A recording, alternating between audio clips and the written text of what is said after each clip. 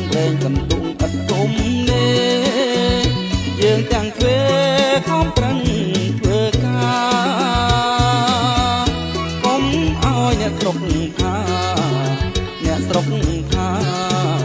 អ្នកស្រុកថាប្តីប្រពន្ធនេះមិនចេះរកស៊ី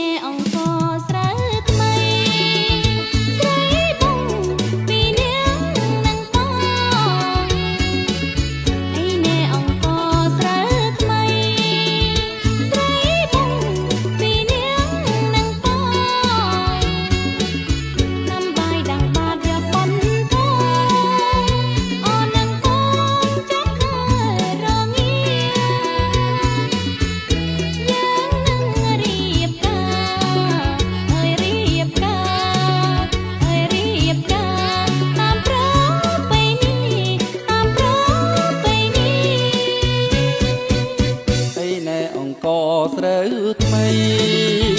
ដៃបងកាន់អង្រែឯណែអង្គស្រូវថ្មីដៃប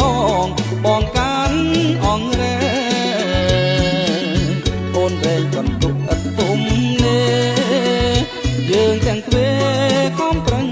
ធ្វើការកុំឲ្យអ្នកស្រុកថា